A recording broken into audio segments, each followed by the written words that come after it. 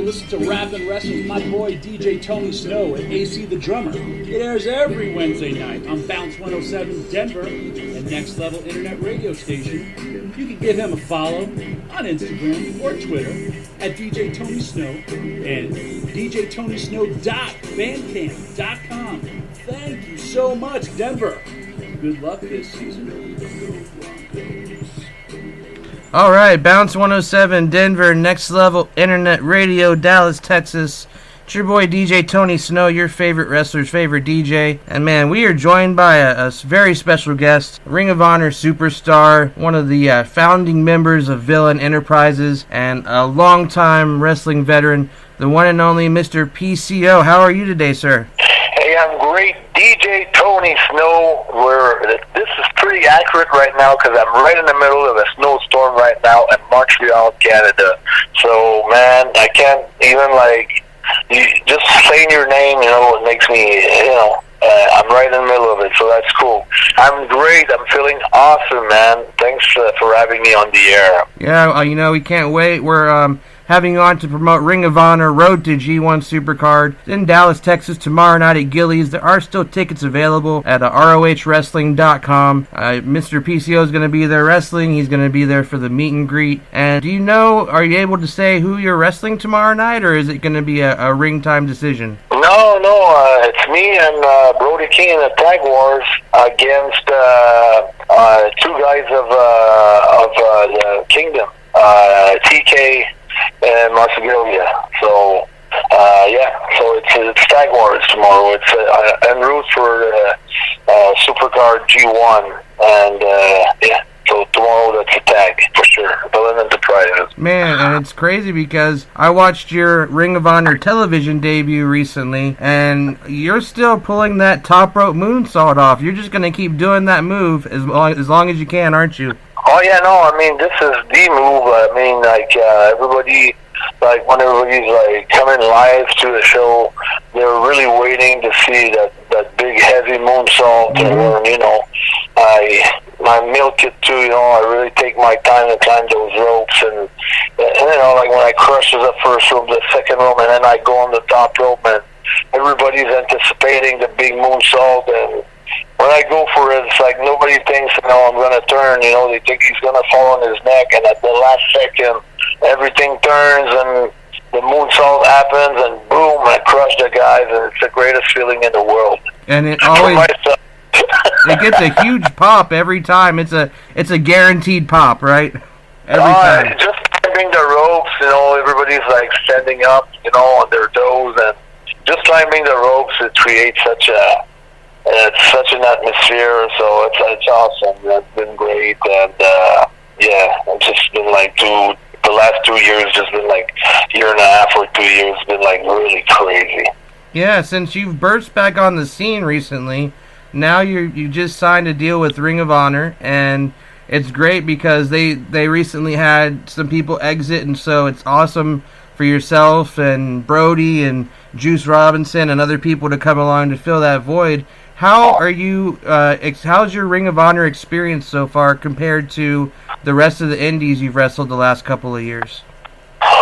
Well, it's like the major league, in a way where we have indies were really good to me. I cannot complain. They're far away from complaining. But just saying, more direct flights. If not all my flights are pretty much all direct. We're staying Marriott's all the time, and just the way that the company takes care of every one of us, this personal touch, and there's a way that we can participate in the creative with the company. It was a perfect fit for PCO. It was a perfect fit for myself, and I think it was a perfect fit for our weight. So I think this has been a great union, and I think also we're kind of bursting on different markets now, and like performing at Madison Square Garden April 6th, sold out. Tickets were sold in less than 25 minutes. 20,000 seats. So going to Texas with them, I was there not too long ago with different indie promotions, so that's going to be great. Always got a great welcome in Texas as well, so it's going to be all cool, all those events. That's what I was about to say. It's almost like Texas is a home away from home for you on the indies, because every time you've come down here, you've gotten so much love. I remember seeing you wrestle in Austin against what a lot of people are calling, he's one of my friends who'll be there with me tomorrow night. A lot of people are calling him the greatest Texas export right now. That's Dirty Andy Dalton. You had a match with him down here in Austin, and man, that was an incredible match. Yeah, what a warm welcome that I received that night, and this match with Dalton will stay printed in my mind for so many years to come, for so long, because I didn't know going into more into South, how things were gonna be for me, because the WWE has been a long time, and the indie scene, I didn't know how many people were following the indie scene, but wow, what a welcome! That was great, and I've been to different promotions in Texas. I've been to San Antonio, I've been to Dallas, I've been to Fort Worth. Anyway, different places, and they all have been good to me. Yeah, and so I wanted to ask you, because you, as we said before the interview started, when I was talking with you, I first saw you wrestle when I was a very young child, when you were wrestling in WWE as as a part of the Quebecers. And so, as somebody who was around during that time, and somebody who worked as a professional wrestler during the Monday Night Wars, how do you think the current state of wrestling is similar to that time, or how do you think it's different? It's very similar right now. It's like wrestling is bursting all over the place right now. It's touching people, the mainstream life. Not just the wrestling fans. Now it's getting into other spheres where different people are getting attracted back to wrestling again. Where just to say numbers, before WWE could have a 5, I don't know on the rating what it means, but it's a high number, a 5 or a 6, and Nitro would have a 6.5 or a 5.5, or Raw was having, let's say, just to compare numbers. The numbers were there, but just to say that right now they're doing 2 point something, so and you have only one company that is live right now on the Monday doing 2 point something. But imagine you had two companies that were over 5 votes of them. So how many wrestling fans were touched by the fact that it was just good for the wrestlers, it was good for the fans, and also it was good for the promoters, even though they didn't like it. It forced them to be more creative and to go in and put a better show on. So right now, we're going to have maybe 3 major companies, maybe 4, and they're going to have to put their all-time best efforts and creativeness to come up and try to emerge winners. But the real winners will be the fans and the wrestlers as well, because it's creating more jobs, and when it's creating more jobs, it's creating a better payoff and things like that. So it's just not one player anymore. Now, you've gotten since your reemergence and your singles run on the indies, you've gotten kind of the reputation for being a hardcore wrestler. I've seen you jump crash through tables. I've seen you take kendo sticks. I've seen you take staples from a staple gun. Are there any type of matches that you just don't really want to do anymore, or are you still open? Because I've seen you do last man standing matches. Are you still open to anything, or is there anything that you're trying to shy away from, maybe?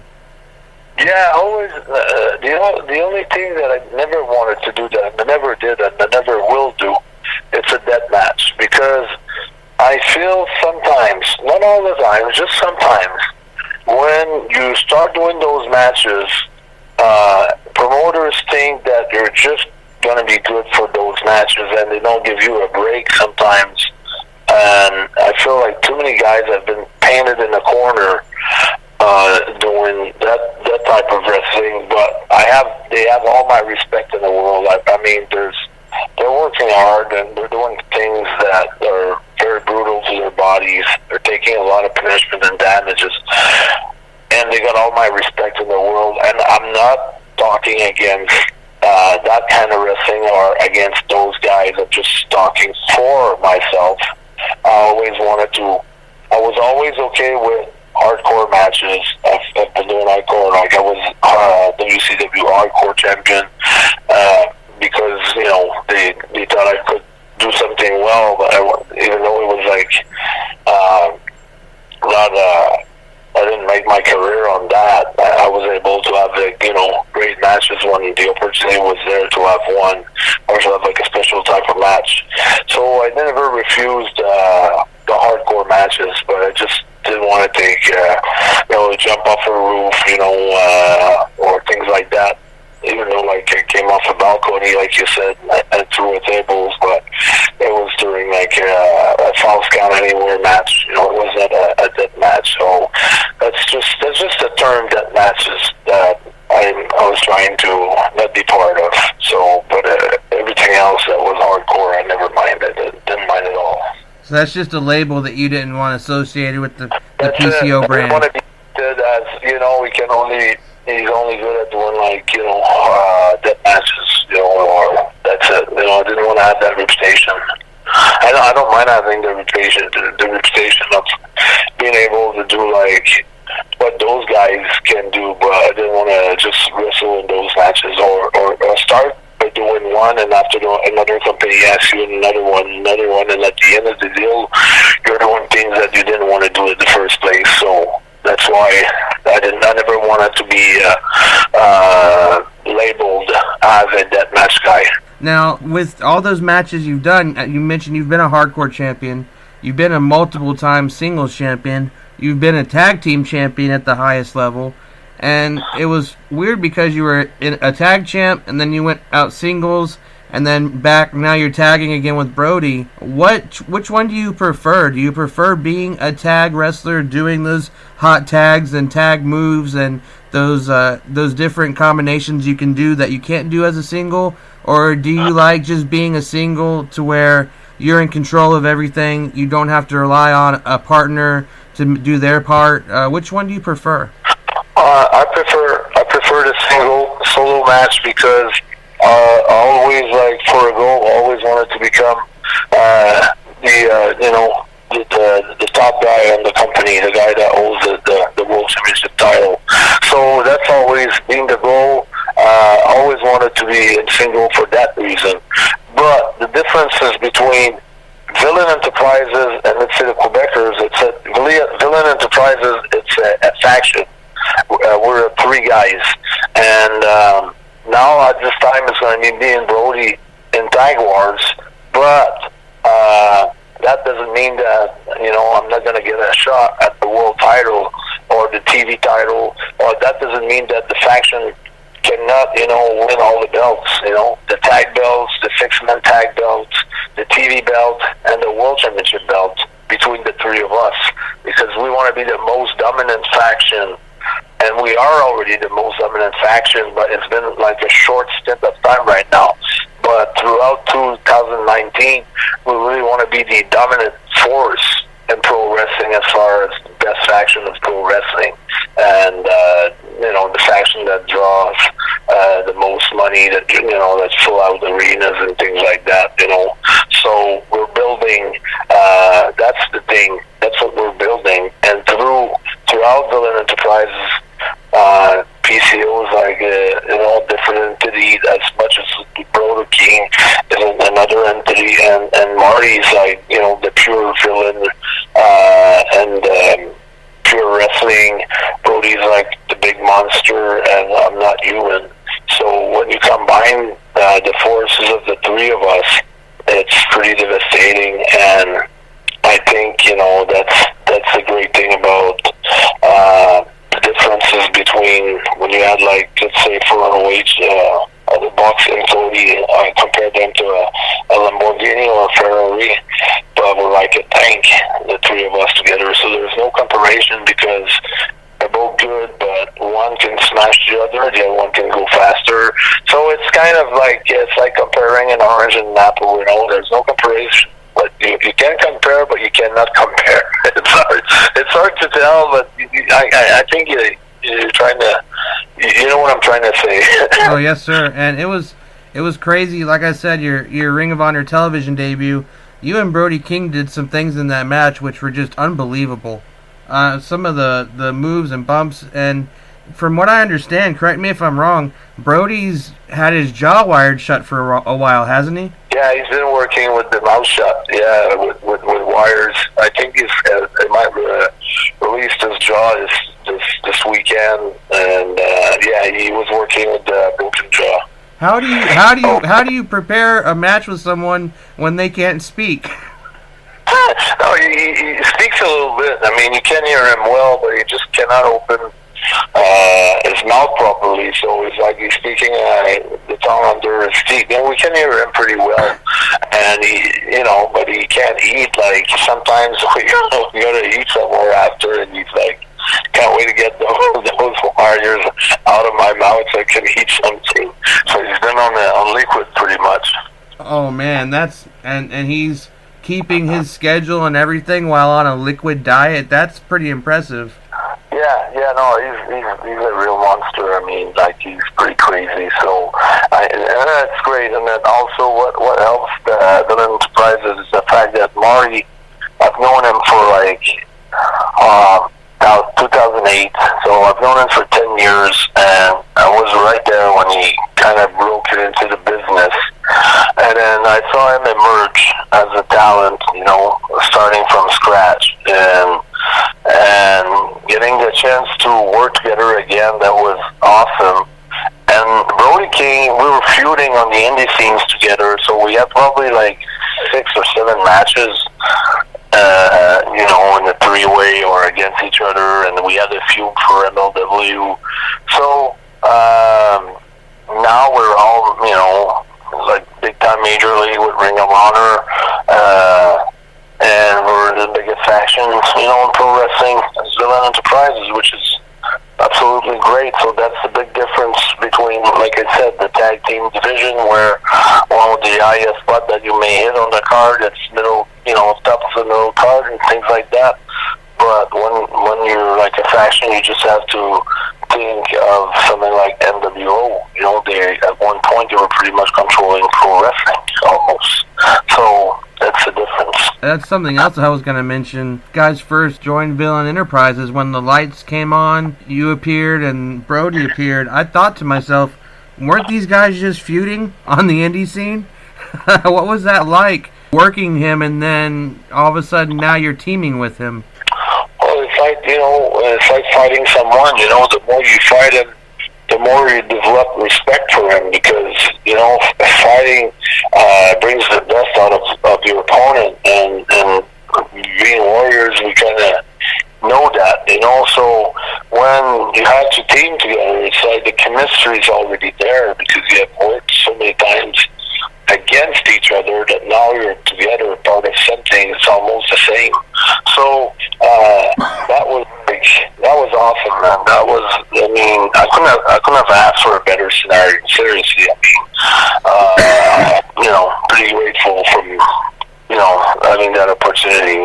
That's awesome. Getting to Marty, I've known him for a little while, a couple years now, I guess. I got to know him through Ring of Honor because I do audio work with Ring of Honor. I make entrance themes, and I met him a couple years ago, and always been really forthcoming, always been incredible in the ring when it comes to his stamina. It's like he can go 30 minutes, 45 minutes, probably even an hour, and it seems like he doesn't get tired.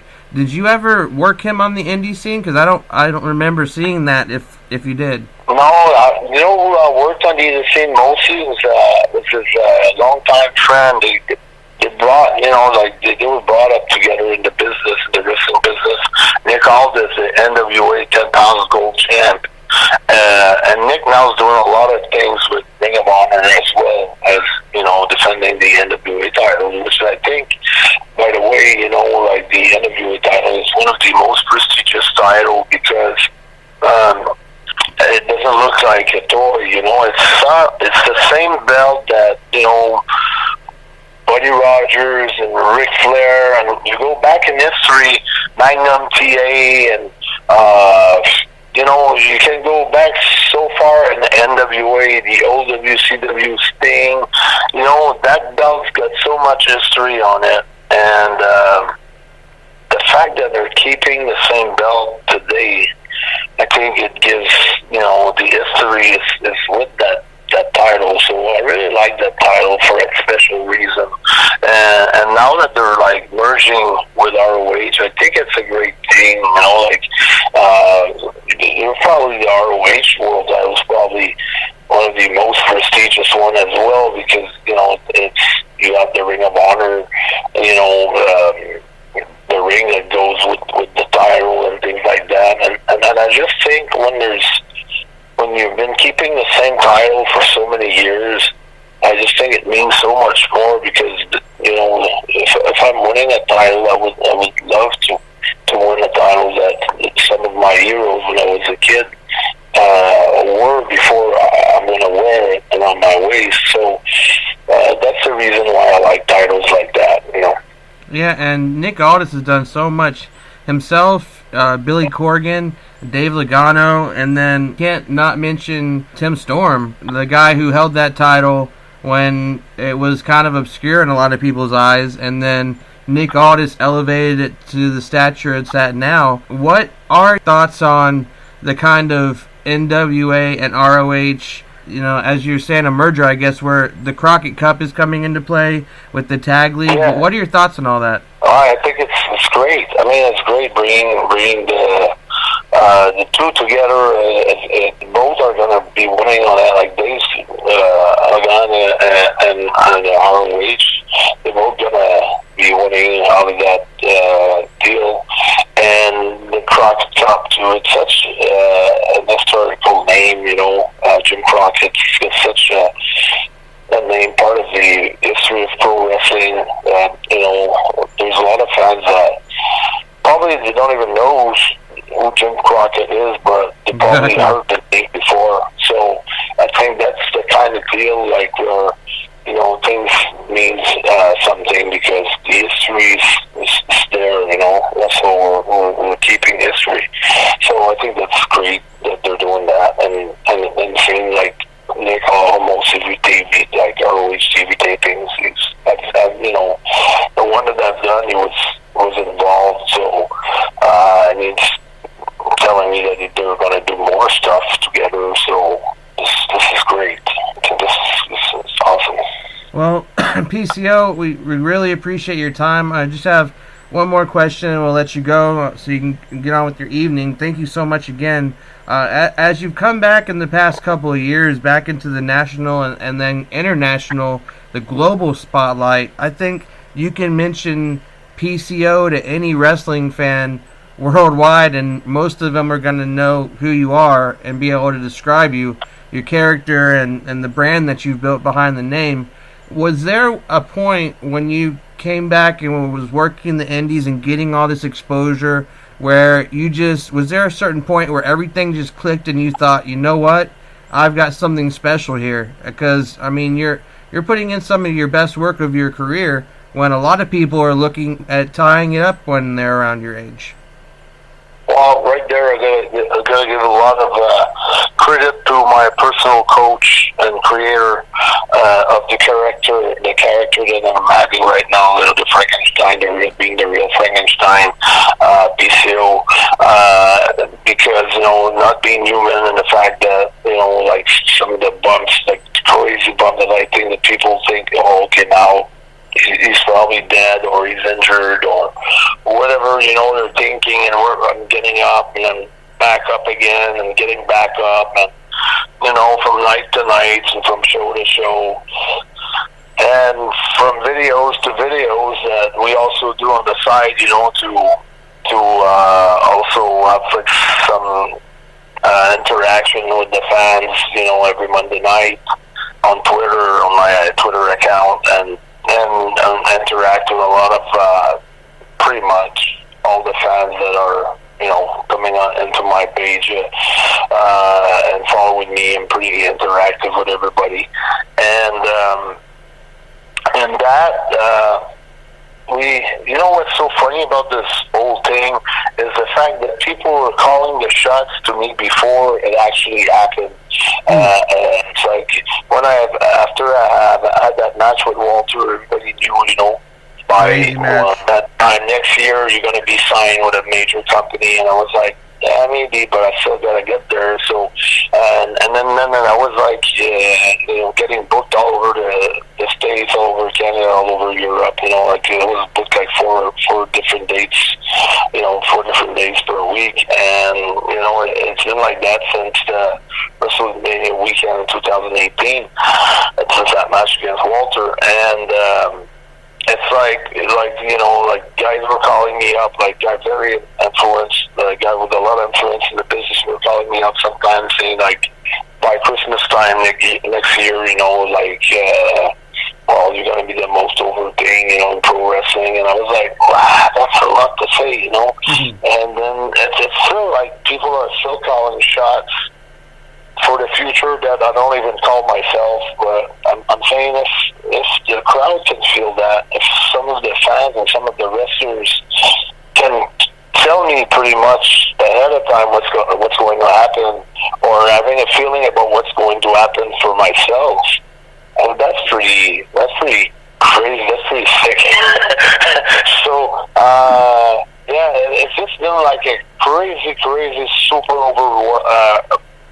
overwhelming ride, but do I enjoy every moment of it? It's absolutely. I mean, I've never been so well. You know, it's like sometimes, you know, you're in a wrestling business and you're miserable, but for different reasons, I guess. But it's just been like, even though it's not easy, being doing the indies and being, you know, different airports and flying and not having much sleeps and things like that. It's just been like, for me, it's been just total like happiness. You know, I've never been so happy in my life. And like you said, major points also. It's like hitting a peak, you know, in your career at 50 years old is something pretty special. And so, right, like my next goal is, like, you know, to get on different big talk shows in the States, for the Oprah, Ellen DeGeneres, and things like that, and keep, you know, increasing my value and keep building up my brand, and then, you know, working up towards bigger and larger things. PCO, thank you so much, and I gotta tell you, I love those little promos you put together online. I tried to tear a deck of cards in half with my teeth. It didn't work. Okay, but that's cool. At least I know, you know, like, you're watching them and everything, and it's just super. If you let me, like, just say it, you know, it's on Twitter at PCO is not human. Just please follow me on Twitter, and I mean, just you're gonna have a lot of fun, and basically from there you have access to all my other social medias. So this is the main thing right there, and I just want to thank you, Joey, for the opportunity that you gave me to be on your show. I really do appreciate you taking the time, and that's great. I'm very happy about it. Pleasure is all mine, sir. Tomorrow night, folks, in Dallas, Ring of Honor Wrestling's at Gillies. Bell time 7:30. Meet and greet starts at 5:30, and you can meet and greet with Villain Enterprises. You can meet Mr. PCO himself and Brody King tomorrow. Thank you again, sir. We really appreciate your time. Thank you so much, and we'll see you tomorrow night, sir. Awesome. It was all my pleasure. Take care. All right. Have a good night. Thank you so much to Mr. PCO. We're going to get some, let's do some DJ Screw right here on Rappin' Wrestling. Let's get it.